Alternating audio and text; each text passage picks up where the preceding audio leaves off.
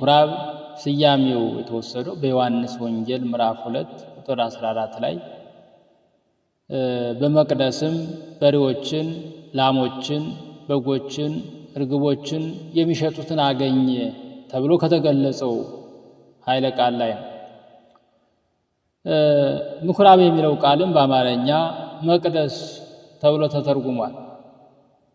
ምኩራብ የሚባለው ሳምንት ጌታችን መድኃኒታችን ኢየሱስ ክርስቶስ ወደ ምኩራብ ገብቶ ማስተማሩ የሚነገርበት ቤቴ የጸሎት ቤት ይባላል፣ እናንተ ግን የሌቦች ዋሻ አደረጋችሁት ብሎ በምኩራብ ይሸጡ ይለውጡ የነበሩትን የገሰጸበት፣ ቤተ መቅደስን የከብት መንጫ የወርቅና የብር መነገጃ ያደረጉ ሰዎችን ከነሸቀጣቸው ከቤተ መቅደስ ያስወጣበት፣ ቤተ መቅደስ የእግዚአብሔር ማደሪያ የስሙ መጠሪያ የጸሎት ስፍራ መሆኑ ያስረዳበት፣ ያስተመረበት፣ ያወጀበት፣ በቤተ መቅደስ የንግሥት ሥራ ማከናወን እንደማይገባ ያረጋገጠበት ዕለት ነው።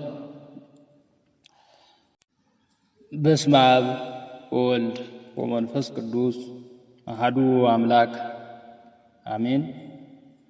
የተወደዳችሁ የእግዚአብሔር ቤተሰቦች፣ የእናታችን የቅድስት ድንግል ማርያም የአስራት የቃል ኪዳን ልጆች፣ የመላእክት የሰማዕታት የደናግል የመነኮሳት የቅዱሳን አባቶቻችን እናቶቻችን ወዳጆች በወደደንና ባፈቀረን በልዑል እግዚአብሔር ፍጹም ሰላምታ ሰላም እላችኋለሁ። እንደምን ሰነበታችሁ? እንደምን ዋላችሁ? እንደምን እስከ ሰዓት ደረሳችሁ? አሜን። ልዑል እግዚአብሔር ይችን ዕለትና ይችን ሰዓት ባርኮ ቀድሶ ከእድሜያችን ላይ እድሜ ጨምሮ ላደረሰን ላደረሳችሁ ክብርና ምስጋና አምልኮትና ውዳሴ ለሱ ይሁን። እንኳን ለዐቢይ ጾም 3ኛ ሰንበት ምኩራብ ተብሎ ለተሰየመው በሰላም በጤና አደረሰን አደረሳችሁ። የዐቢይ ጾም 3ኛው ሳምንት ምኩራብ ይባላል። ምኩራብ ማለት አምልኮተ እግዚአብሔር ሲፈጸምበት ሕገ ኦሪት ሲነበብበት የነበረ በአይሁድ የሚሰራ መካነ ጸሎት ነው። ትርጉሙም ሰቀላ መሰል አዳራሽ እንደማለት ነው። ስለዚህ ምኩራብ ስያሜው የተወሰደው በዮሐንስ ወንጌል ምዕራፍ 2 ቁጥር 14 ላይ በመቅደስም በሬዎችን፣ ላሞችን፣ በጎችን፣ እርግቦችን የሚሸጡትን አገኘ ተብሎ ከተገለጸው ኃይለ ቃል ላይ ነው። ምኩራብ የሚለው ቃልም በአማርኛ መቅደስ ተብሎ ተተርጉሟል። ምኩራብ የሚባለው ሳምንት ጌታችን መድኃኒታችን ኢየሱስ ክርስቶስ ወደ ምኩራብ ገብቶ ማስተማሩ የሚነገርበት፣ ቤቴ የጸሎት ቤት ይባላል፣ እናንተ ግን የሌቦች ዋሻ አደረጋችሁት ብሎ በምኩራብ ይሸጡ ይለውጡ የነበሩትን የገሰጸበት፣ ቤተ መቅደስን የከብት መንጫ የወርቅና የብር መነገጃ ያደረጉ ሰዎችን ከነሸቀጣቸው ከቤተ መቅደስ ያስወጣበት፣ ቤተ መቅደስ የእግዚአብሔር ማደሪያ የስሙ መጠሪያ የጸሎት ስፍራ መሆኑ ያስረዳበት፣ ያስተመረበት፣ ያወጀበት፣ በቤተ መቅደስ የንግሥት ሥራ ማከናወን እንደማይገባ ያረጋገጠበት ዕለት ነው። በዚህ በ3ኛው የዐቢይ ጾም ሳምንት አምላካችን ጌታችንና መድኃኒታችን ኢየሱስ ክርስቶስ በምኩራብ ዘወትር ቅዳሜ ብዙ ሕዝብ ይሰበሰቡ ስለነበረ ብዙ ጊዜ በምኩራብ እየገባ የወንጌልን ትምህርት እንዳስተማረ፣ ብዙ ድውያንን እንደፈወሰ፣ የሰንበት ጌታ እንደሆነና የአባቴ ቤት የጸሎት ቤት እንጂ የንግድ ቦታ አይደለም በማለት በቤተ መቅደሱ አካባቢ የሚነግዱ የሚሸጡ የሚለውጡ ነጋዴዎችን ስለመገሰጹ ትምህርት የሚሰጥበት ሳምንት ነው።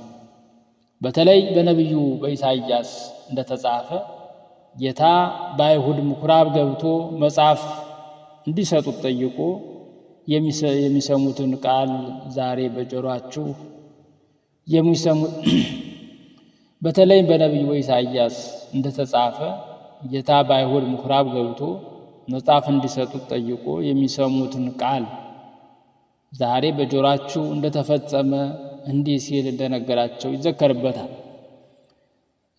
ኢየሱስም በመንፈስ ኃይል ወደ ገሊላ ተመለሰ። ስለ እርሱም በዙሪያው ባለችው ሀገር ሁሉ ዝና ወጣ። እርሱም በምኩራባቸው ያስተምር፣ ሁሉም ያመሰግኑት ነበር። ወዳደገበት ወደ ናዝሬት መጣ። እንደ ልማዱም በሰንበት ቀን ወደ ምኩራብ ገባ፣ ሊያነብም ተነሳ። የነቢዩንም የኢሳይያስን መጽሐፍ ሰጡት ይላል።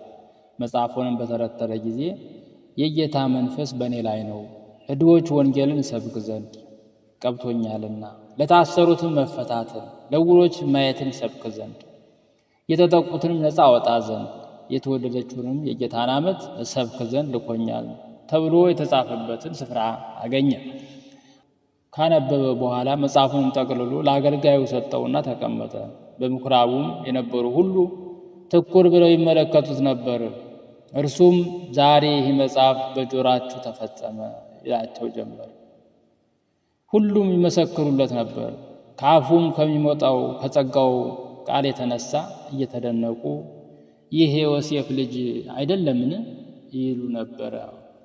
ስለዚህ ቅድስት ቤተ ክርስቲያናችን ይህንን የዐቢይ ጾም 3ኛ ሳምንት የሆነውን ምኩራብ ብላ በመሰየም ከዓመት እስከ ዓመት ያለውን ባህል በያዘው ድጓ ዐቢይ ጾም በገባ በ3ኛው ሳምንት የመጀመሪያው ቀን ቅድስት በሆነች በሰንበት በሚዘመረው ጾመ ድጓ ክፍል ላይ ቦአ ኢየሱስ ምኩራብ አይሁድ ወመሐረ ቃል ሃይማኖት፣ ጌታችን ኢየሱስ ክርስቶስ ወደ አይሁድ ምኩራብ ገባ፣ የሃይማኖት ቃልን አስተማረ ሲል እናገኘዋለን።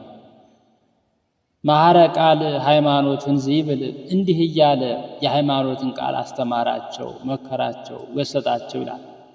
ከመስዋዕት ይልቅ ምሕረት እወዳለሁ፣ የአባቴን ቤት የንግድ ቤት አታድርጉት፣ ቤቴስ የጸሎት ቤት ይባላል እያለ አስተማራቸው ይላል።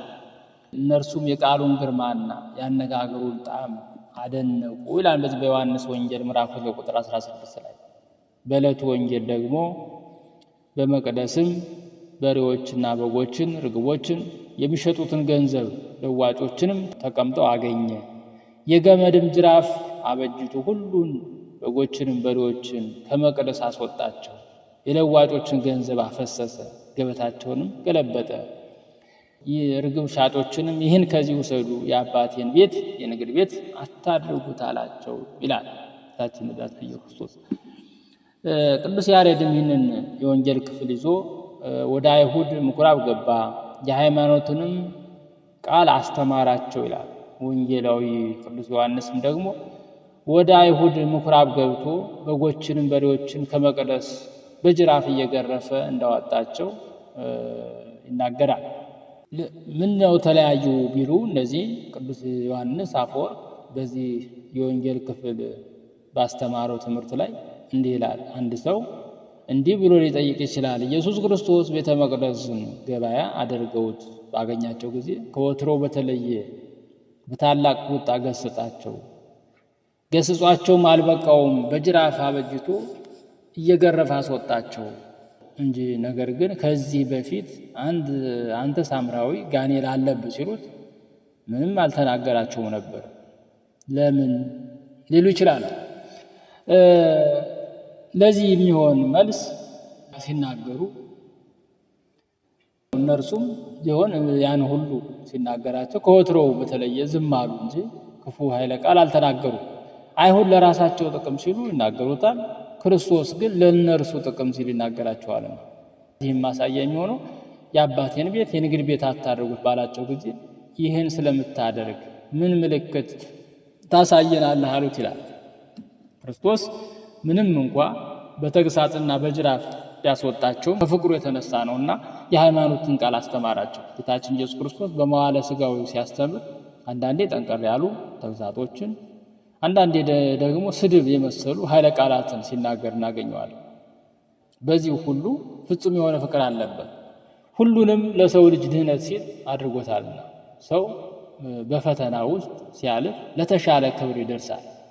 በውድቀት ምክንያት ስንገሰጥ ከፍ ወዳለበት ከፍ ወዳለ ክብር እንደርሳለንና ክርስቲያኑ ዛሬ ቤተ ክርስቲያን የብሔር፣ የቋንቋ፣ የዘር፣ የስልጣን መነገጃ ለማድረግ የሚጥሩ አሉና እንደ ቅዱስ ዳዊት የቤት ቅናት በልታኛለችና የሚሰድቡህም ስድብ በላይ ወድቋልና ነፍሴንም በጾም አስመረርኳት ማለት ያስፈልጋል። ስለ ቤተ ክርስቲያን መጾም መጸለይ ተገቢ ነው። ስለ ቤተ ክርስቲያን መቆም ያስፈልጋል። በስሙ ክርስቲያን ተብለን የተጠራን ሁላችን መንፈሳዊ ቅናት ሊኖረን ይገባልና ቅዱስ ያሬድ የቅዱሳን መዓዛ የመድኃኒት በር እያለ የሚጠራት ቤተ ክርስቲያን ሻጮችና ለዋጮች የወንበዴዎች ዋሻ እንዳያደርጓት ዘወትር ወደ በሯ መገስገስ ያስፈልጋል። በጾመ ድጓም በመዓዛዋ እንርካ በመድኃኒቷ እንፈወስ ይላል። ጌታችን የቅድስት ቤተ ክርስቲያንን ውበት የሚሸፍኑትን በጅራፍ እየገረፈ አስወጧቸዋል። ቅዱስ ያሬድ በጾመ ድጓውም እንደ ፀሐይ የምታበራ እንደ ሙሽራ የተሸለመች የእግዚአብሔር ልጆች በውስጧ ገብቶ የሚያርፉባት እጅግ ያማረች የክርስቶስ ሀገር እያለ ስለሚናገርላት ቅድስት ቤተ ክርስቲያን ውበት ትንሽ ሀሳብ መነጋገር ያስፈልጋል። ቅድስት ቤተ ክርስቲያን ውብ ነች፣ ውበቷም ልዩ ልዩ ነውና ሥላሴ ይህን ዓለም ውብ አድርጎ ፈጥሮታልና የሰው ልጅ በተፈጥሮ ውበት ይማረካል። ከሁሉም ደግሞ ውብ የሆነው የቅድስት ቤተ ክርስቲያን ውበት ነው። ውበት ራሱ የሚለካበት የቅድስት ቤተ ክርስቲያን ውበት ነውና ሰላማዊ ኢየሱስ ክርስቶስ በማይናወጽ ዓለት ላይ የመሰረታት በከበረ ደሙ ያተማት ናት። የክርስቶስን መዓዛ የምናሸትባት ክርስቶስን ራሱን የምናይባት ቅድስት ልዩ የሆነች መንግስት ናት። የሰው ልጅ በዓለም ሳለ ለዓይኑ መልካም ነገር ማየት ለጆሮ መልካም ነገር መስማት ጊዜው ቢሆንም ሰላም እንዲሰማው ያደርገዋል። ቅድስት ቤተ ክርስቲያን ግን እውነተኛውን ምንጭ የማይናወጠውን ዘላለማዊ ሰላምን ትሰጣለች። በዓለም ምናምንቴ ምክንያት ያጣነውን ሰላም ዕለት ዕለት ትለግሰናለችና የእውነተኛ እረፍትና ምንጭ ናት። ዓለምን የሚማርክ ኃይል የሆነ ውበት አላት። ሰለሞን በመኃልየ ላይ ይቺ እንደ ማለዳ ብርሃን የምትጎበኝ እንደ ጨረቃ የተዋበች እንደ ፀሐይም የጠራች ዓላማ ይዛ እንደተሰለፈ ሰራዊት የምታስፈራ ማናት ይላታል በመኃልየ ምዕራፍ 6 ቁጥር 10 ላይ። ጨረቃ ብርሃኗን ከፀሐይ የምታገኝ ቢሆንም ግርማና ውበት ተሰጥቷታልና ቅድስት ቤተ ክርስቲያን በጨረቃ ትመሰላለች። ኢየሱስ ክርስቶስ ይህንን ውበት የሚያደበዝዝበት የሚያጠፋበት እጅግ ይቃወማል። ጌታችን ከወትሮው በተለየ ቤተ መቅደሱን ገበያ አድርገውበት ባገኛቸው ጊዜ የተቆጣ ለዚህ ነውና ሊወግሩት ድንጋይ ሲያነሱ ያላሳየውን መቆጣት፣ ምራቃቸውን ሲተፉበት ያላሳየውን ቅጣት በከበረ ደሙ ለሚያትማት ከአብራ ከመንፈስ ቅዱስ ለሚወልዳቸው ልጆቹ መጠጊያ ለምትሆን ስለ ቅድስት ቤተ ክርስቲያን በቅናት የተናገራቸው ለዚህ ነው። በጅራፍም እየገረፈ ያስወጣቸው ለክብሯ አይመጥናትምና ገበያ አንድ ቀን ማትረፍ አንድ ቀን መክሰር አለበት። ቅድስት ቤተ ክርስቲያን ግን ዘወትር ማትረፍ ነው። ብንኖርም ብንሞትም ትርፍ ነውና ገበያ አንድ ቀን እርካታ አንድ ቀን ደግሞ ረሃብ ያለበት ነው። ቅድስት ቤተ ክርስቲያን ግን ለዘላለማዊ የማያስር ለዘላለም የማያስጠማ መብል መጠጥ ያለባት ናትና ገበያ ሽንገላ አለበት። ቅድስት ቤተ ክርስቲያን ግን ሁልጊዜ ጽድቅ አለ። ገበያ ስስት አለ፣ ራስ ወዳድነት አለ፣ ፍቅረ ነዋይ ያለበት። ቅድስት ቤተ ክርስቲያን ግን ፍጹም የሆነ ሕገ ፍቅር ጠላትን መውደድ ያለባት ናት። በሰዓቱ ክርስቶስ የአባቴ ቤት የንግድ ቤት አታድርጉት ብሎ የገሰጻቸውና ወደ ምኩራብ በገባ ጊዜ በዛው ስፍራ ያገኛቸውን አይሁን ለቤተ መቅደሱ ተቆርቋሪ የሚመስሉትን ከነርሱም በላይ ለእግዚአብሔር ቅርብ እንደሌለ አድርገው የሚያስቡትን ነበር የገሰጻቸው። ስለዚህ ዛሬ ክርስቶስ ይህ የቅድስት ቤተ ክርስቲያን ውበት በገበያ የሚሸፍኑትን በጅራፍ እየገረፈ ያስወጣቸዋል ማለት ነው። እጅግም ይቀናልና ይህ የውበት ሁሉ መለኪያ የሆነው ውበት ተማርከንበት ሳናደበዝዘው ዕለት ዕለት የቅድስት ቤተ ክርስቲያን ውበት እየገለጥን ለመኖር እግዚአብሔር አምላክ ያብቃል። እንዲሁም ክርስቶስ በክርስቲያኖች አካል በደሙ በገዛው ቤተ መቅደስ ይቀናል። ባሪያውና በአምሳሉ ለፈጠረው ክቡር በሆነው በሰው ልጅ ያለ ዋጋ እንደተገኘ ዕቃ በዓለም ገበያ በረከሰ ዋጋ ሲቸረቸር ክርስቶስ እጅግ ይቀናልና። ቅዱስ ዳዊት ለወንድሞች እንደሌላ ለእናቴ ልጆችም እንደ እንግዳ ሆንሁባቸው፣ የቤት ቅናት በልቶኛልና የሚሰድቡህም ስድብ በላይ ወድቋልና እንዳለ ክርስቶስ ለሰው ልጅ ሁሉ ሲል ፍጹም ሰው ፍጹም አምላክ ሆኗል። ክብር ይግባውና ሩቅ ብእሲ ተብሏል። ጋኔል አለብህ ተብሏል። ተሰድቧል። ምራቅ ተተፍቶበታል። ማን ነው የመታህ እስኪ እወቅ እየተባለ ተዘባብቶበታል። ቅዱስ ዳዊትም አስቀድሞ ይህንን ክርስቶስ ለሰው ልጅ ሁሉ ድህነት ሲል የሚቀበለውን መከራና መዘባበት በመመልከት ለስዕለ ፀሐይ ስገድ መስዋዕተ ሪያ ብላ ብለው በተደራደሩት ጊዜ የሚሰድቡህም ስድብ በላይ ወድቋልና አለ። ስለዚህ ክርስቶስ ይህንን ያክል ለሚቀናለት ቤተ መቅደሱ እንደ እሳት በሚያቃጥል ቅናት እየተቃጠለ ይህንን የሃይማኖት ቃል አስተምሮናልና መጠበቅ ያስፈልገናል። ቅዱስ ቤተክርስቲያን መጠበቅ መንከባከብ ያስፈልገናልና መዋዕለ ጾሙን በሰላም እንዳስጀመረን በሰላም እንዲያስፈጽመን የልዑል እግዚአብሔር መልካም ፈቃድ ይሁንልን። አነሳስቶ ላስጀመረን አስጀምሮም ላስፈጸመን ለልዑል እግዚአብሔር ክብርና ምስጋና አምልኮትና ውዳሴ ለእሱ ይሁን። ወስብሐት ለእግዚአብሔር ወለወላዲቱ ድንግል ወለመስቀሉ ክቡር አሜን። ይቆየን።